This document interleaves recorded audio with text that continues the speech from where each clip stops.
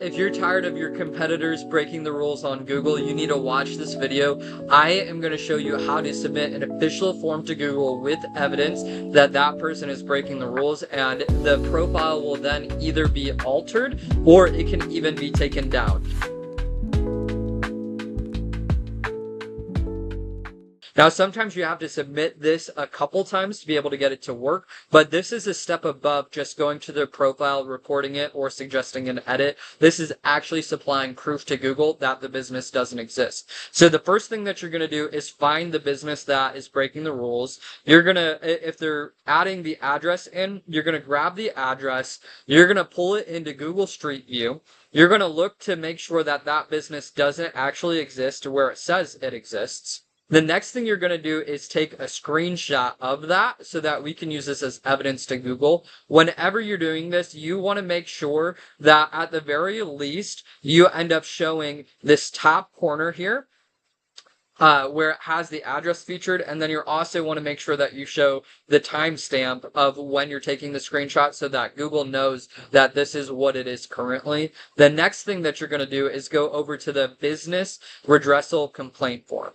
Basically, what this is an official form to Google with evidence that this profile is breaking the rules and that it needs to be edited or removed. As you go through this form, and it is going to be in the description of this, so I'll make it very easy for you to find. As you go through this form, you're going to put your name, your email address. This is where they're going to update you on the specific report that you end up submitting. The name of the entity being impacted, we're going to put the entity that is breaking the rules. Now, as we go through here, you can technically report the phone number, the website. Usually what we're going to do is either title or we're going to put address or this business doesn't exist. So if it is that they're saying that they have a physical location and they don't, typically speaking, I start with address and then I put this business doesn't exist. It really depends if it's a lead gen company that truly doesn't exist in the area or if it's just a local competitor, because we're not necessarily trying to remove a local competitor from not being able to have a Google business profile, but what we are trying to do is level the playing field so that everybody is starting on equal ground. So we're going to do one of those two things. Usually if this doesn't work, I'll come back in and then I'll do this. The next thing that we need to do is get the public URL. Now this has to be google.com/maps. So what I usually do is type in the name of the business, and then sometimes you just have to put the state in to be able to get the map to end up pulling up. So when you get the map to end up pulling up, basically, you're going to see this. You're going to click on maps. When you click on maps, this sometimes is going to show a couple different options. You need to make sure that it's the correct one.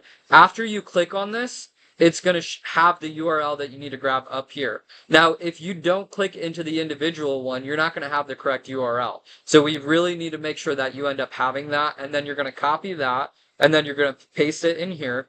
The file that you're going to upload is your proof that the business doesn't exist. So you're going to put that screenshot that I just showed you how to take from Google Street View, and you're going to upload it there. Explain in detail why you believe the content on the above URL is malicious, to be on Google Maps. You're going to just literally type out the explanation of, hey, this business doesn't exist here. If you look at the evidence I supplied, this is in the middle of a cornfield, or hey, this is a lead gen company. They don't actually exist in this area, or hey, like they're just keyword stuffing in their name. Whatever it is, you're going to end up giving Google a detailed explanation of what it is, and then also just explain your evidence so that they can take a look at it. Now, the very next thing that you're going to end up doing after you make sure that you have the URL correct, you are going to just click submit. When you submit that, it's going to let you know if there's any errors that you need to correct. Google will then typically update you within a week, whether that's approved or not. Sometimes you have to check back in to see the status of your report. Sometimes they'll deny it. Just because they deny it doesn't mean that you can't put it through again. Now, you just want to change up your information a little bit. And if you have a couple different Google accounts that you can report it from, sometimes that's helpful. We'll usually do a combination of doing this along with actually reporting the profile. And typically, we have some pretty good results in being able to get Google business profiles either adjusted or removed that are breaking the rules. So if you guys need help with this, we always, whenever we're doing SEO for a client, we're always looking at everybody else, seeing what they're doing, and making sure that every competitor that we're going up against is not able to game Google's system, because we want to be able to compete fair and square. We don't want to give them an edge. We want to make sure that everybody has a level playing field, and we want to be able to do that.